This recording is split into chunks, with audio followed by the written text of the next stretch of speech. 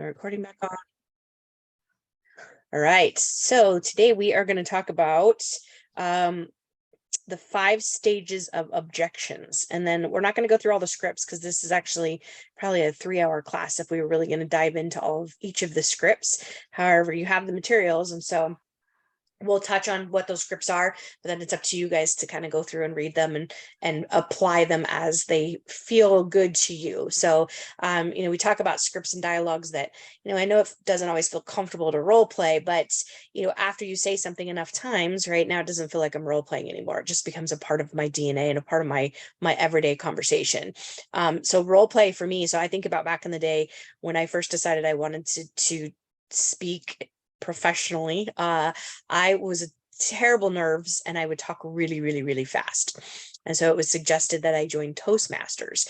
And my favorite part about Toastmasters, it was great to write speeches and all that, but my favorite part was the impromptu speaking. So they had the Toastmaster of the meeting. The Toastmaster would get up and they would have a topic, and then they would call on you, and you wouldn't know who was going to get called on. And so you would have 2 minutes, and you could either answer the question of what the Toastmaster had asked, or you could just go off on a tangent.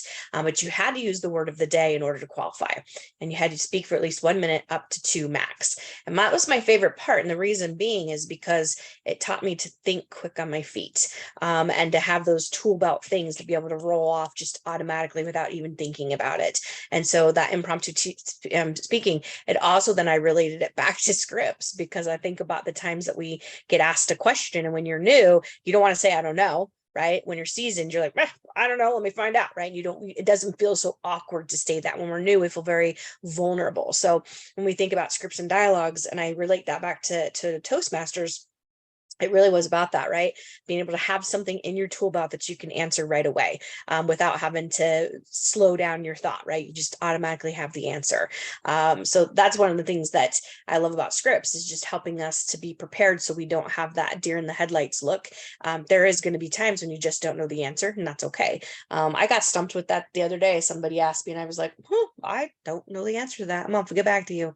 And so that doesn't happen very often, right? Having been in the business as long as I have, but and it's okay to feel that way. So Kristen, for you, even just to say, I'm pretty sure I know the answer, but I need to verify it. I don't want to give you inaccurate information. That's a way to say, I don't know, let me find out, without them thinking that you don't know, right? Because that's the worst when you're new, is to feel like I don't know what I'm doing, and they're going to see that, right? They're going to see through me. So I'm and even, good at that. Yeah. So I was terrified as a new agent. I used to drive because, I grew up in a small town. So to move to the big city, my ex-husband taught me to learn landmines, right? Learn landmarks, right? Like know where things are. So I could tell you where every Starbucks and McDonald's was back then, right? Because those were meeting spots. But I also learned, like, where's the VA? Like certain things that are like, things that are important in the city that you could reference and kind of create. So I would actually, if I had a showing appointment, I would go the night before and drive the neighborhood so that I would feel comfortable not getting lost, because that was one of my things that I felt insecure about, was coming from a small town,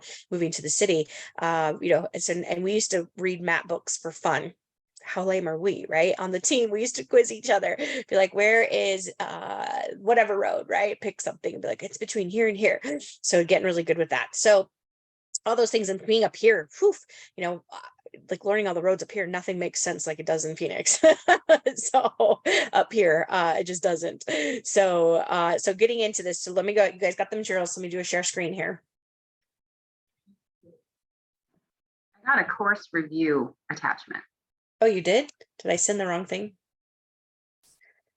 All right, hold on. I probably sent the wrong thing. Let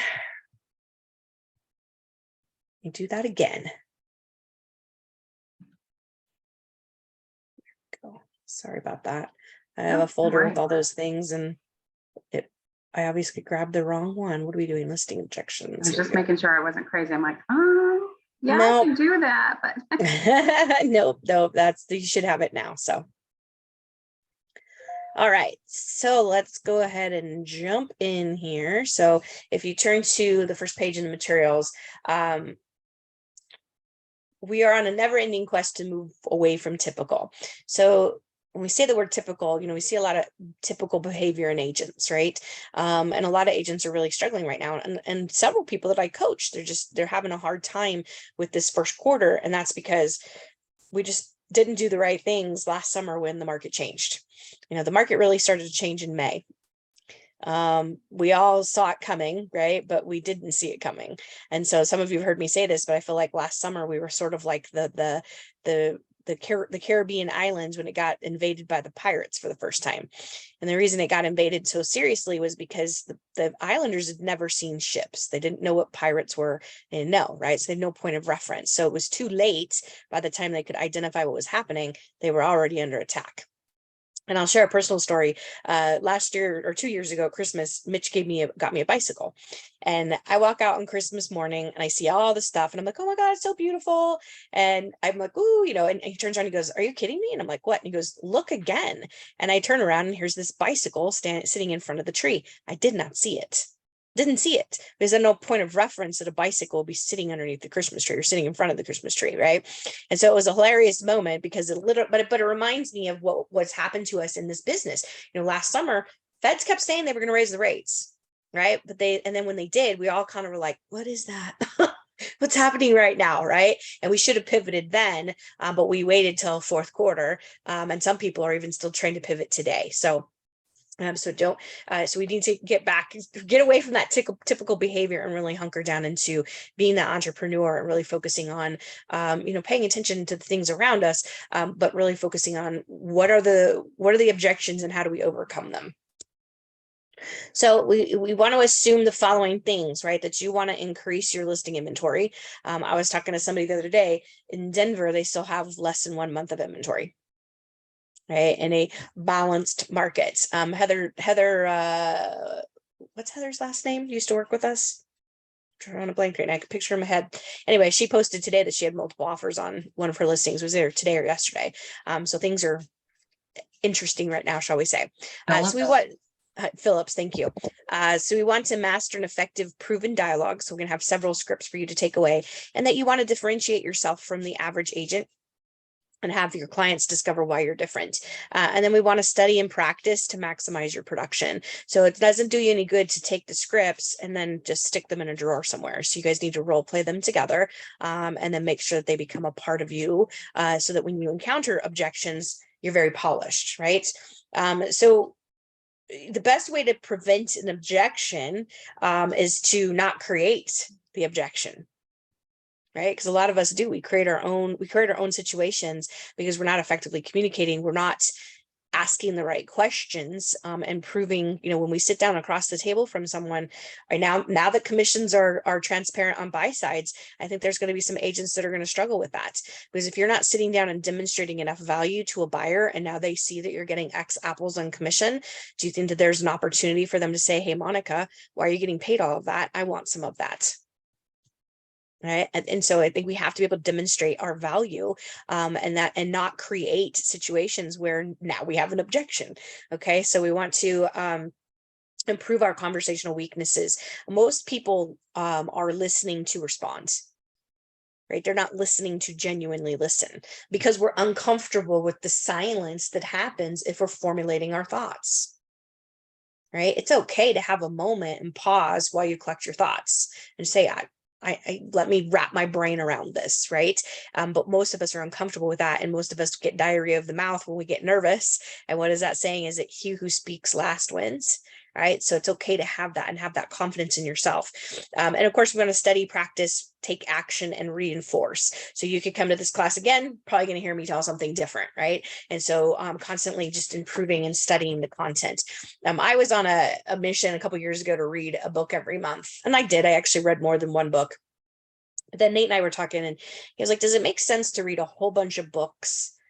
That's great. You might take one or two things away from the book, but then you put the book on the shelf or archive it in your Audible and you never think about it again. Or does it make sense to take one book and read it over and over again for an entire year until you master the concepts in the book? So a couple, kind of a different way to look at that. So, so just thinking about mastery, how do I master that? You guys have heard me say that one of my favorite quotes is Bruce Lee, who said he did not fear a man who knew 10,000 kicks. He feared the man who had practiced one kick 10,000 times. And so when we think about scripts and dialogues, that's exactly what it is. We've got to practice and reinforce that. All right. So an ounce of prevention. So people will trust and follow what you can logically and tangibly explain. I don't know what that was. something just spilt in my house. We'll have to deal with that when we get done. So I don't know what it was. So to prevent listing objections, questions, and concerns, we have to allow a seller to discover why you're different. So this takes a leadership skill. Hey, well then go check it out. Don't just sit there and bark, go look. So we have to allow them to see why you're different. So being a leader, so go on, go. The town crier has to go find out what happened. And then we want to move beyond our opinion. So we want to give them tangible facts. And so comps, trends, studies, things that happen, those are all tangible. Hey, hold on, you guys, sorry. Let me do something with her. Hey, come here. There was a meme I was looking at and it said something to this effect. I was at the dog park with my dog and we saw this lady talking to her cat. For some reason, she had a cat at the dog park, and my dog and I went home and we had a good laugh at that and talked about how crazy that was. Because we think dogs can actually talk and listen Same Oh, to I thing. what we're totally- talking about. I I saw talked it. Okay, to I all just my told a joke while animals. you were gone. I talked to all of them. They don't talk back. What are you talking about? I know. What was that meme that said my dog and I saw our neighbor talking to the cat? We laughed and Talking laughed to and the cat. laughed. Yeah, that's what I just told them. Yeah. Hey, my cats talk back to me. So tangible facts, right? So comps, study, all that stuff, those are things that are tangible. So when someone has an opinion or emotion, part of our job as a leader is to diffuse that emotion, right? And to provide them with information that helps them make a logical and tangible decision. Number 3 is that we want to be a strategist, sorry. So this is, again, going back to that logic. So we talk about pricing. And so studying the market, right? Knowing what's happening with prices and checking, like I have myself set up on a search for listings that we get within the company. And I'm always fascinated tracking the price reductions, right? How many listings are coming on and price reductions are happening. So really studying that, take a comp in your neighborhood and price it. And then when it sells, see how close you are, right? So constantly be studying the market and trends too. That's one thing I love about looking at new homes, is that always gives us an idea what's happening with trends within, design, color, all that different stuff, different tiles, all of that. So it's one thing I love about new construction. Next is we want to track our results. So being accountable. Tracking, just like, if you've ever been on a diet, what's the thing they tell you to do? You got to track your calories, track how much water you drink, track your exercise, all of that. Same thing here. And so when we talk about, our businesses, and I heard this quote on a Friday call for workmen, that greatness is predictable, and it's predictable by tracking and measuring things that we're doing. Okay. And then making changes. If something's not working, we got to make changes. And then we want to improve our results. So this is being intentional. And then lastly is cause your results. So we want to be proactive. I was on a call yesterday with an agent, and she said to me, she left and she's coming back, and she said, I listened to you. I have my top 50. And I said, great, that's awesome. And so we started digging into it a little bit further, and she's like, but I'm just not, something's not happening. I'm just not getting any referrals. So we started diving a little bit deeper into what are you doing with your top 50? And she had all these wonderful things that she was doing. And I said, well, let me ask you a question. When's the last time you called them? And she was like, I haven't. I said, okay, well, part of top 50, the whole goal of having a list of top 50 is to get face-to-face with those people on a regular basis. It's not mailing them a cutesy thing. That's great, right? That's a part of it. But at the end of the day, the goal is to get in front of them as often as possible. That's why we like client events, because it gathers them to you so you can touch a whole bunch of them all at once, right? So when we think about our monthly or our weekly appointments, sometimes that appointment just might be dropping by to give someone a cup of coffee. And that's okay, right, Monica? That's okay. There might not even be an inkling of selling on the horizon, but you show up with a cup of coffee and now all of a sudden we have a conversation. That happens often enough. I promise you, one of those people is going to say, you know what, I do want to move, right? Or, gee, we just found out this, or we're having a baby, or I'm getting relocated, right? Remember, 13% of the population still moves every year, regardless of market conditions. And so it's our job to make sure that we're the one they think of when those life events happen, right? Okay, so let's move on to our next section here. So being professionally attractive. I think we've all had an opportunity to interact with someone who was not professionally attractive, right? We went to a restaurant the other day and great food, but the dude serving the food. So it's one of those places you order, you sit down, and then they call you up to get your food. And when we went back up to get our food, there were 3 trays. We're like, well, which one's ours? And he literally like shoved our tray at us, this one. And it was just so like abrupt and just yucky, right? And then we were waiting on something else, and Mitch is like, you go up there, I'm afraid of him. Because he was so rude, right? And so when we think about being unattractive, right? And sometimes, I mean, just as simple as smiling at someone, right? And saying thank you. Thank you is one of those lost phrases. I hate when people say, it's no problem. Really? I hope it's not a problem, right? Or don't worry about it. It's nothing, right? And I get like in Spanish saying de nada is sort of the same thing as thank you, but just thinking about those little ways that you can be professionally attractive. So here's a list. So disposition, we want you to be confident, right? But not arrogant. There's a difference between confidence and arrogance. And of course, we don't want you to be timid. That's a challenge if you're timid to be in sales, because you really have to be able to turn yourself inside out and talk to strangers. We want to be likable, and instead of being incompatible, approachable, right? Not necessarily withdrawn, but be open to suggestions, right? Sometimes people know things that we don't know, and that's okay. It doesn't mean that we're not good at our jobs. It's just sometimes people know things that we don't know. And then we want to be organized versus being unorganized, structured versus having chaos. Being aware of all kinds of things, right? Aware of them. I mean, you could even get into studying body language and how people cross their arms or the way that their eyes move, right? There's different things and ways that we can pay attention to those details. And obviously using DISC, right? The DISC personality.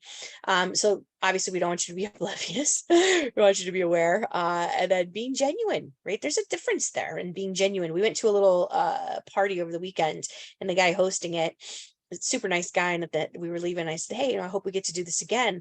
And just the look in his eyes was so sincere, and he was like, absolutely, and it just made me feel like, dude, I want to hang out with this person again, because it was just like, it almost like he stopped and almost looked at me like, why wouldn't we do this again? And it was just like this look of surprise, and then turned into this just genuine sincerity of, absolutely, would love to have you over again, And so when you think about being truly genuine, and I think that even has a little bit of vulnerability to it, right? So instead of being phony, we've all encountered a phony salesperson, right? And I'm sure we could probably, if we all just stopped and thought about it, we'd probably come up with several off the top of our heads right now that come across as being phony. Being intentional, you guys have heard me say that, right? So being intentional versus I hope, right? If I'm intending to do something, there's a lot more meat to that, right? There's a more of a punch that I'm committed to this, versus being spontaneous. I remember going to a listing appointment for Nate. This was many years ago. And it was literally one of those situations where I walked in, hey, Nate can't go here. It's in 2 minutes. And so I walked into the appointment and I said to the guy, I haven't had time to prepare for this. And literally papers are falling out of the folder I'm holding. Do you think I got the listing? No, I didn't. It was one of the worst listing presentations I've ever been on, right? It was terrible. So we don't want to be like that. So we want to be intentional versus being spontaneous, and being proactive. Proactive means to produce action, right? Produce action versus being reactive. We can be really reactive with these things, right? And you can't see it, it's my cell phone. We'll be reactive because it's so easy to get distracted by the notifications, right? Or checking our Facebook. How many likes did I get? What was that? So looking at those and getting distracted very easily by this. When I got into real estate, I had a pager and we had to actually go to the office to check our voicemail, right? And so now everything's right here. And so many of us use our phones as our alarm clock.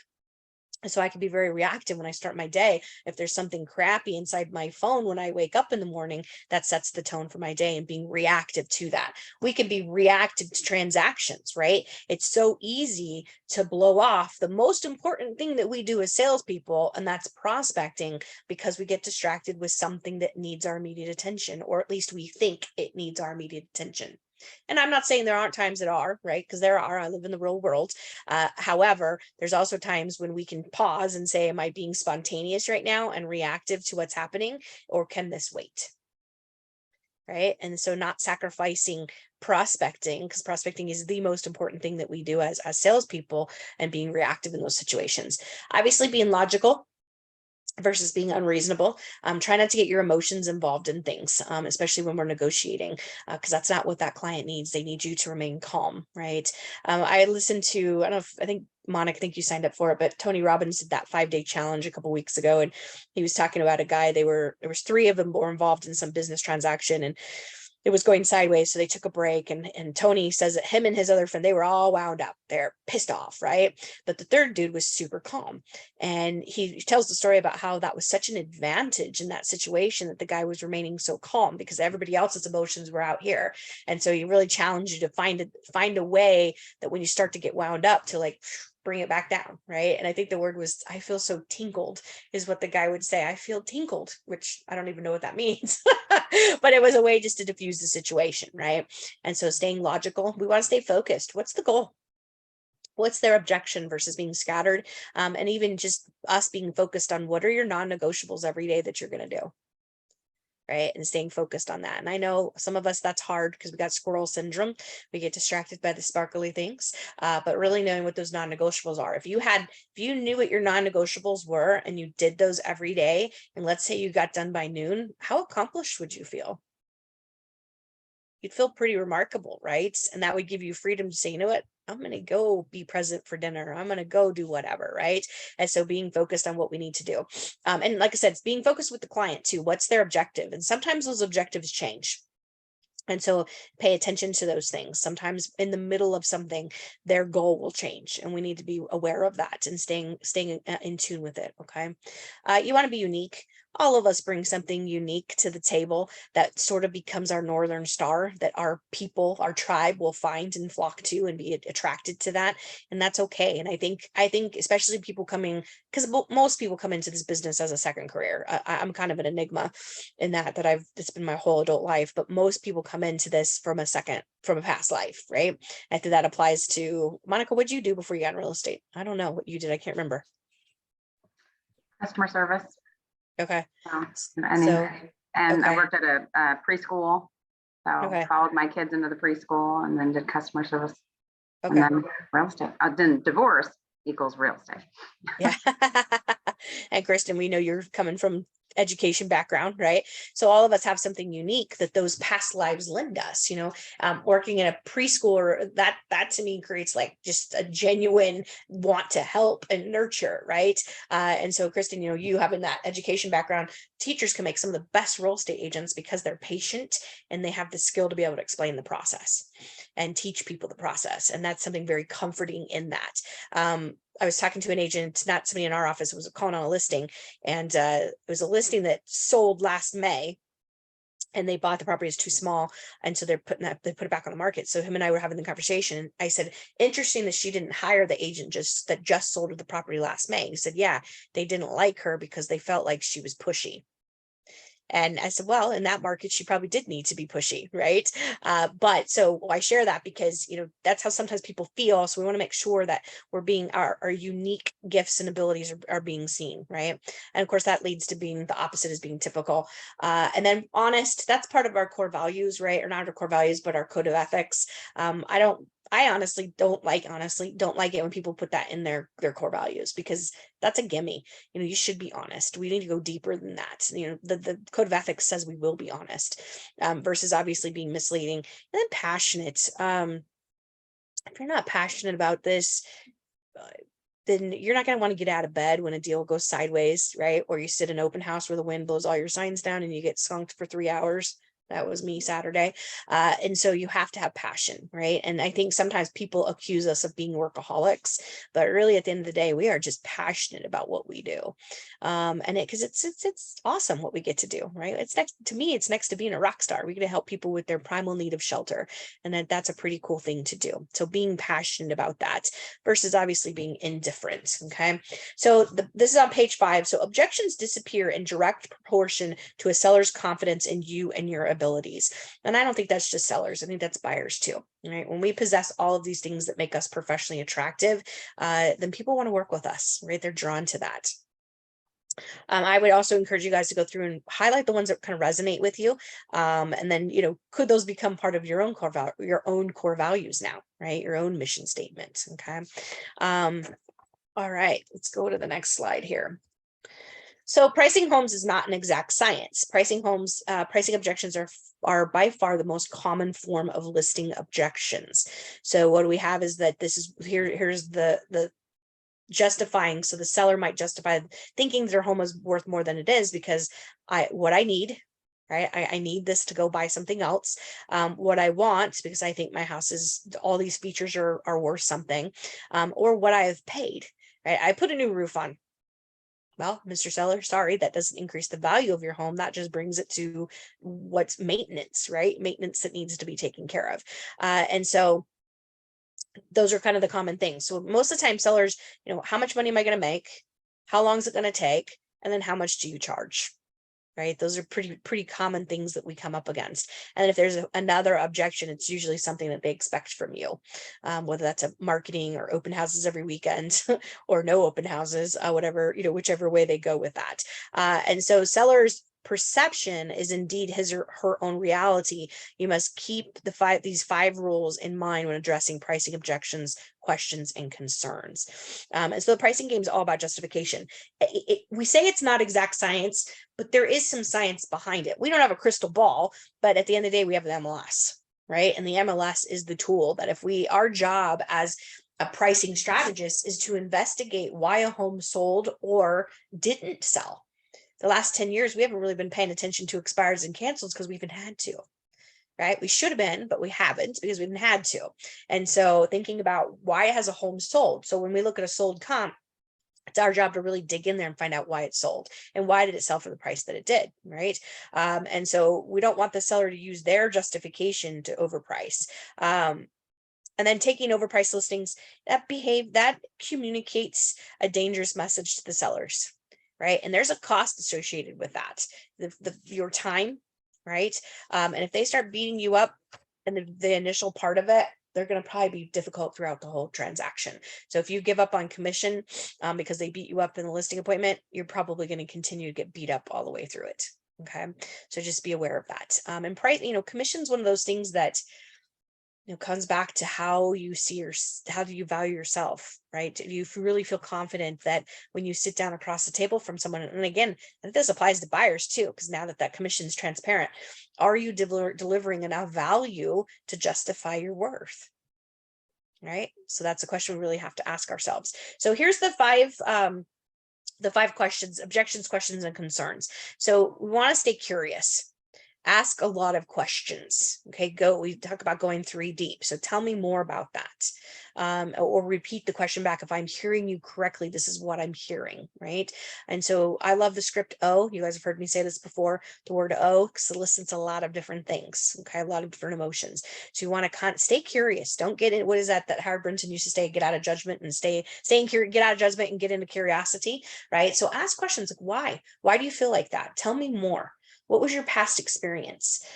Some people, first-time home buyers that might be first-time home sellers, they don't have a point of reference. Maybe it's what their parents went through, 15, 20 years ago. And what were they dealing with? Foreclosure or short sale, right? So they have a different experience and different stories, right? So you want to stay curious and ask a lot of questions, go deeper with it. Don't make assumptions. Years ago, I worked with a lady who was relocating to Arizona and she wanted a big backyard. I don't know about you, but when I think big backyard, I go to half acre, right? That's just where my default is for backyard. And I was beating myself up trying to find this lady a home with a big backyard because it didn't exist in her price range and where she wanted to live. So finally I was like, well, tell me about where you live now. And she lived in one of those like areas that are high density, right? So she had like a little tiny backyard. And so for her, just having a backyard that was maybe 10,000 square feet was considered a big backyard because she had a teeny tiny little, basically just a patio for a backyard. And I laughed at myself because I knew better. And I should have asked that question on my intake, right? When someone says, what's a big backyard? Let me stop and clarify because I have my idea what a big backyard is. You have yours. And so taking the time to go a little bit deeper with that. And once I was able to identify, we went out and we found her a great property in Sun City Ranch. She was a happy camper, right? And so, but I was beating myself up because I couldn't figure out there's no big backyards, there's no acreages. That's really not what she wanted. Okay. So taking the time to ask more questions, don't make assumptions. Number 2 is we want to stay away from arrogance.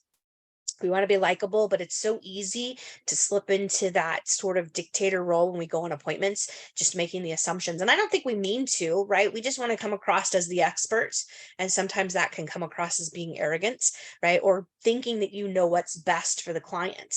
And so we don't want to make that assumption, right? That's where going back to number one, asking lots of questions helps us to thoroughly uncover everything that we need to know. Where are they at in this process? So there's a difference between being confident, being informed, being prepared versus coming in and, pounding your fists on your chest like, oh, I know everything that's best for you, right? And that doesn't feel good. I'm sure you've had an experience with someone professional has tried to make those assumptions for you. It doesn't feel good. Okay. Number three is we want to stay calm. Keep your emotions out of it. Again, when they're getting emotional, our job is to remain calm so that we can help diffuse their emotions, because buying and selling a home is emotional.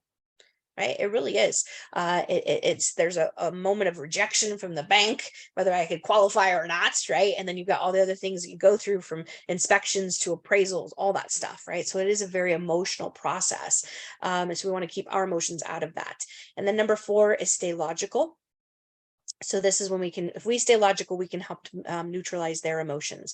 And again, logic and facts, right? We want to stick to the facts because facts don't lie. Sort of like, when you watch crime shows, right? The DNA doesn't lie, right? DNA, same thing here with facts. Number five is we want to stay proactive. So know your walkaway price. I don't know how many times this has happened to you, Roberta, in your career, but I've got a couple really distinctive stories in my mind where I walked away. One of which I wish I hadn't. Nate and I both, it was right when the market was starting to go crazy. And we went on this listing appointment, and the sellers, I had sold them the home, so they were past client, and they wanted like 50 grand more than what the comps were saying. And Nate and I were like, you're crazy. And we had a rule on the team: do not bring an overpriced listing back to the team. Like that was just a no-no, right? Nate was a very serious, that was a serious infraction if you brought an overpriced listing back to the team. And I remember talking to him about this, and I was like, they're named Ralph and Olga. I still remember their names. It's like, I just can't justify this. And lo and behold, they list their house with another agent and they got 50 grand more.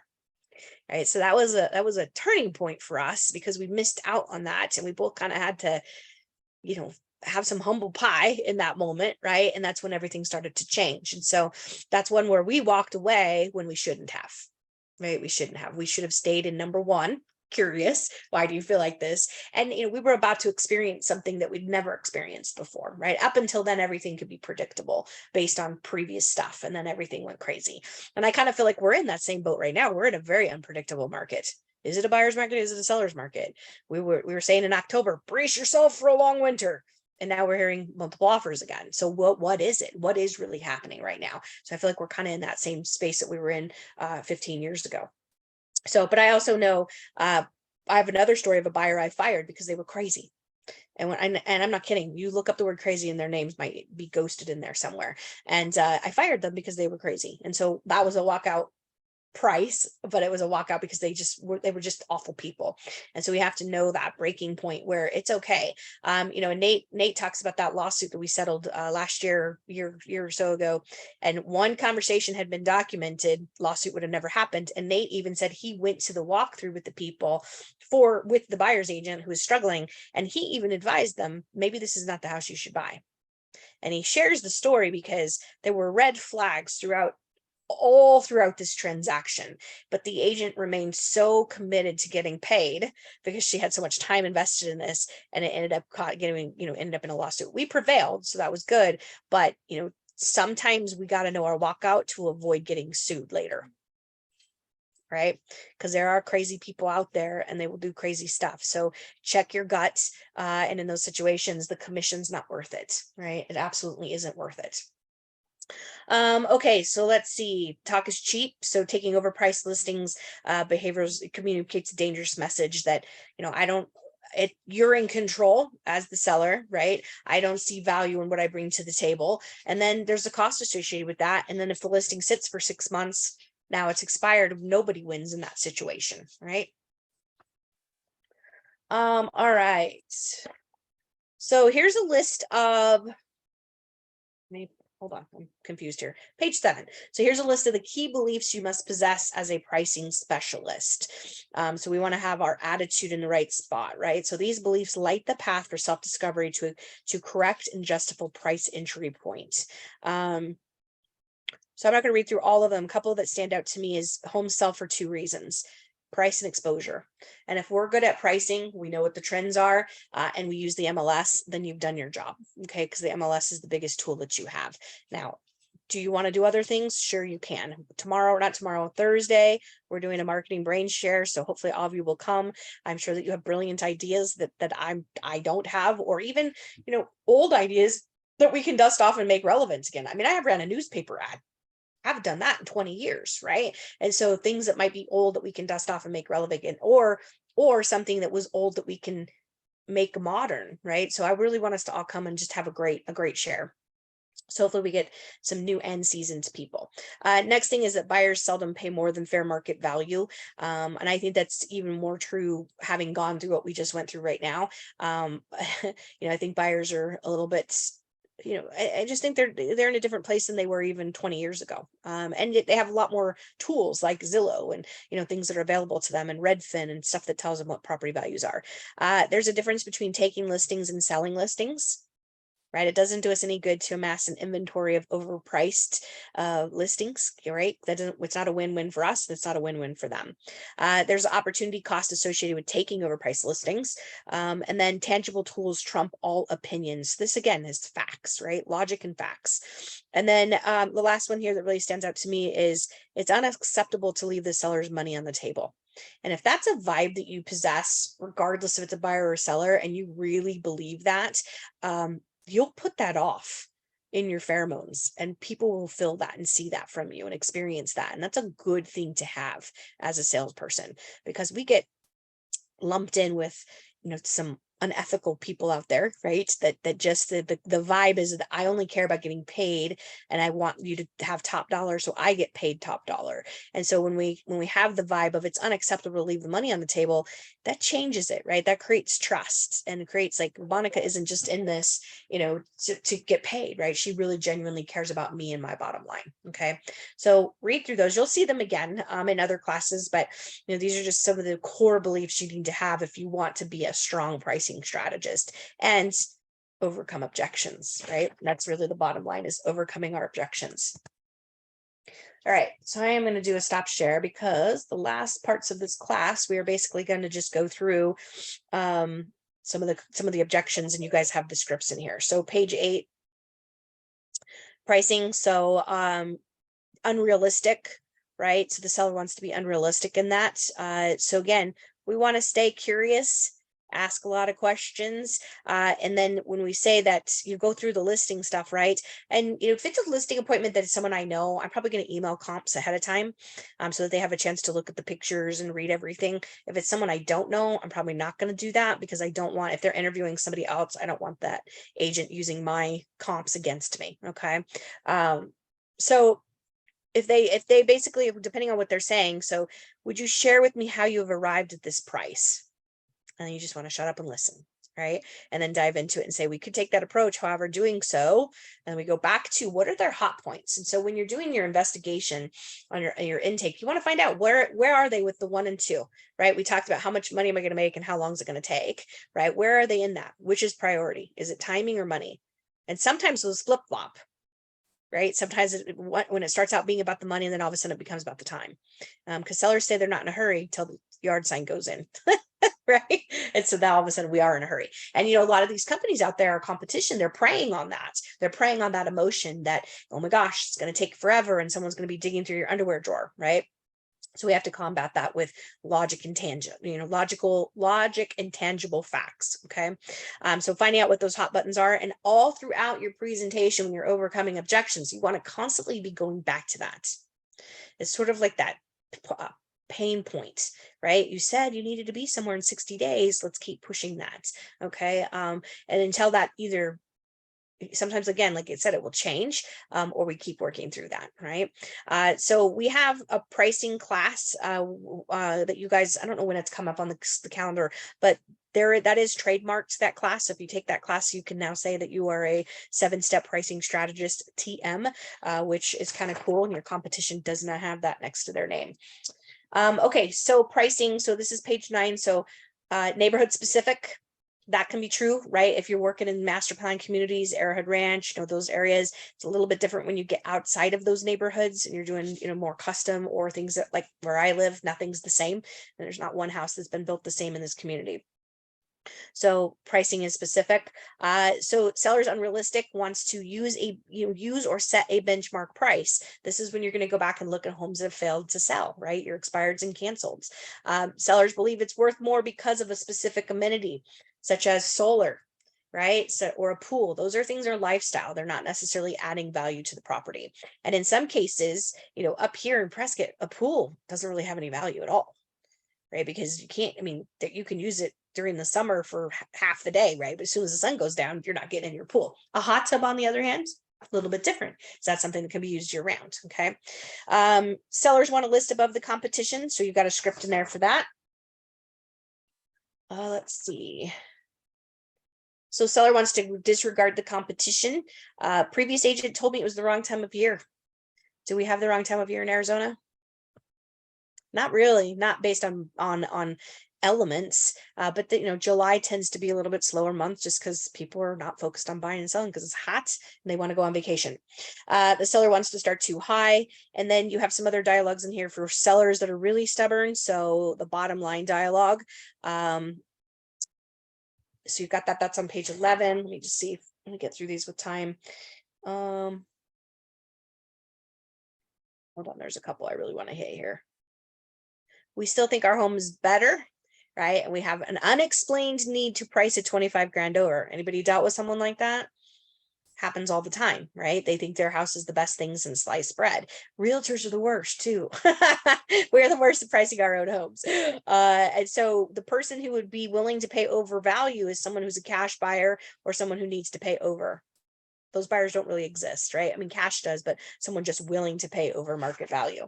And I say that, but yet coming out of the market, we've just come out of how many people paid over asking price, right? So it's kind of a curious time to be presenting these particular objections. We've done all this updating. I fell in that boat when I sold my house in Prescott. I put a new roof on and I thought, well, that's going to make my house worth more.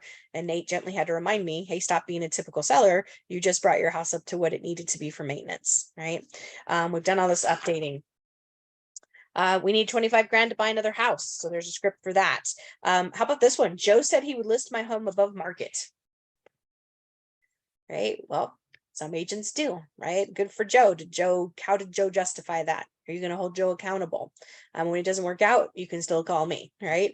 So there's that script. Let's see. Shouldn't we leave room for negotiation? What do you think you're going to get if you leave room for negotiation? Low ball negotiation, right? You're going to get a negotiation. I will warn you that there are some cultures and some regions of the US that people are from that negotiation is just part of who they are. And we can't take that, just like trying to take stripes off a zebra. Can't do it. So you just have to be careful with that and understand culturally. And I believe there's some designation. Isn't there a designation you can get working with different cultures? So we just have to understand that culturally. And then again, regionally, certain areas of the country like to barter and haggle. Okay.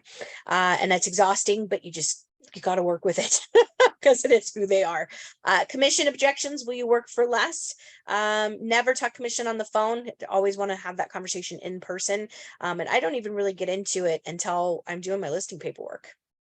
And if it comes up, I'll address it. But typically I want to do my presentation all the way through, have them look at comps and self-discover the pricing, right? Talk about costs. I have my cost sheets. And then by the time I get to commission, if I've done a good enough job, Monica, throughout the whole process, commission shouldn't even be a question, right? Because cost is what? Only the issue in the absence of value. So if I haven't done a good enough job, and how can you demonstrate your value on the phone if that's the first question they're asking?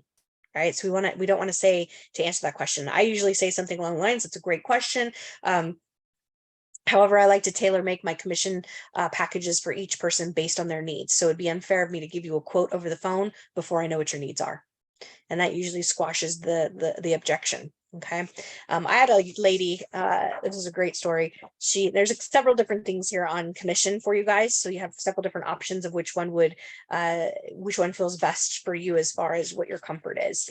And then you have term of the listing.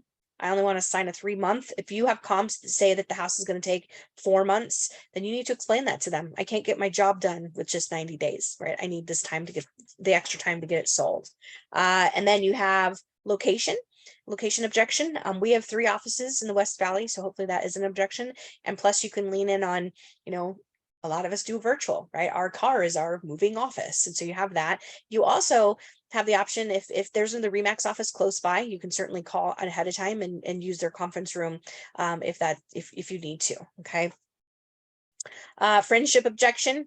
I have a friend in the business. How many of us? There's a lot of people, right? There's 90-some thousand agents running around. Everybody knows somebody. The fact that you're there or the fact that they're calling you is the first sign that they don't have confidence in their friend to get the job done. All right, because why would they have called you to begin with if they were solid with that? And then you have an experience objection. So Kristen, someone says, how long you been doing this? Feels like forever. And then everyone laughs and we move on. All right. Because it does feel like it's been forever, even though it's been only a couple months. Right. And so if you get that objection, you can always lean on the company statistics, RE/MAX statistics, or even your team statistics. Okay. And then the last page, you've got some stackable, kind of a little bit more aggressive, not aggressive, but direct ways to do those scripts. But my commission story, I had this lady call me. I don't remember how. Oh, she was referred to me. And I was on the phone with her for probably 90 minutes. She'd had a really bad experience. They lost their house in foreclosure, had a short sale, bankruptcy, blah, blah, blah, right? The typical stuff that everybody went through during that time. But I mean, she really did have a bad time. So 90 minutes on the phone, and I lost count how many times she said, this house isn't going to pay someone's salary for a year. Multiple times she said that. And so I'm bracing myself thinking, I'm going to get beat up on commission, right? I'm prepared. I go, I'm prepared for her to beat me up. And I go through my presentation, do the whole thing. And again, I allow her more space to vent and talk about her experience. I empathize with her. I apologize, right? I can't believe that happened to you. Not all realtors are like that. Let me show you how it can be different. And at the end of the conversation, we got to the listing agreement and I had my commission in there and she said, is that enough commission? So this was a lady who, again, multiple times, lost count how many times she said this house isn't going to pay someone's commission or salary for a year. I really thought I was going to get beat up. And at the end, never even was questioned. She was concerned that what I was charging wasn't enough. And so we can't make those assumptions, right? I love that story. I didn't sell the house. It was overpriced. So unfortunately it never sold, but that's another story. So she was a cool lady, but and gorgeous house, just the market was different then, it was overpriced. So, and she didn't want to do a short sale. So go through the scripts, read through those. Again, there's several in commission, whichever one really feels comfortable for you. But at the end of the day, Roberta, I would definitely get with your team and role play and make sure when we're going on appointments that we feel confident that commission, because again, commission won't be an issue if we've done a good enough job giving our value on the upfront. And I think that applies again, both buyers and sellers. So any questions, comments, ahas, takeaways? Of a lot. There's a lot. I know. I like it. Right, Kristen? It's a lot. Yeah. So Roberta, any comments? Yeah, I don't like the downward trend that I see on the MLS in terms of commissions. And I think that contributes to the, complication on commissions for sure. You haven't started, my you haven't started to own- see it trend up again? I'm seeing a lot of no? Okay. I haven't. And, my own faults with the way I've established what we do. No, that's not a good gig. By doing the discount for repeat people. Mm-hmm. So, that's an issue. I agree with you that if you do it usually comes towards the end, but if you do a really good job, and I think we all do, because I think the three of us, and Kristen's learning, but I know she's doing it already. If you go above and beyond, your clients are just like, did you get paid enough? Can I give you more money? And I've had that happen on a number of cases. And I had it as recent as Friday. And the guy looked at and I charged full boat. And he said, you didn't get paid enough for what you did. I love that. So I you know, was I just told, think that refuels. I think it refuels value. We have to know our own value and believe in our own value. But when your clients tell you that you went above and beyond and you didn't get paid enough, it's a refueling Mhm, experience. Mhm. for sure. That's good. And I And think I that went- just goes back to making sure we do a really good job. Kristen. when I went through my walkthrough this weekend, I was told, wow, you've been really working hard for us. I hope that you are getting paid a lot. I love that. Right? And what's interesting about that, and Kristen, I hope you realize this, is you have done a lot of work on this, but they saw one house, Mhm. they put in an offer, and you got it accepted based on your advice. They Right. cut the competing offer, and it was accepted, and you know, a super clean house with a super clean inspection with, Right. you know, truly the biggest issue you had to deal with was the seller. Right. Yeah. Yeah. So yeah, and Roberta, I would, and I've got to wrap up here because I got a coaching call behind you guys, but Us I too. would challenge you to stop giving discounts for repeat customers because they're I not know. coming back to you. You're not advertising that anywhere. They're not coming back to you because they're going to get a discount. They're coming back to you because it's you. Right. I And know. so I had a situation with a deal where the girl, we have a mutual friend who's also a realtor, and really good friends with them. And they didn't want to work with her. And so, but that friend planted the seed that I should be giving them a discount. And so they brought that up in our conversation. I said, well, that's a great question. I said, how about I do this? How about I pay for your home warranty when you purchase a home? So they were happy with that. Right. And so it was a couple $100 versus a whole %. And so, which was funny because like, you know, the friend, I'm like, why would you do that? Why would you sabotage me? But okay, you know, but that goes to show her value and how she sees herself. Right. And Right. so I think, you know, really caution yourself because they're not coming back to you because of a discount. They're coming back because it's you. So, all right, ladies, we'll go kick some butt. Hopefully I'll see you on Thursday at the mastermind. And obviously we got R4 coming up. So all that good stuff. So if you guys need anything, reach out. All right. Thanks, Thank Tara. you. You're welcome. Ladies, Have a I'm going great to go day. to the office and I'll see you there and see Tanner. I'm leaving now. I may be Okay. a couple minutes late. Okay, bye. Okay. Bye, ladies.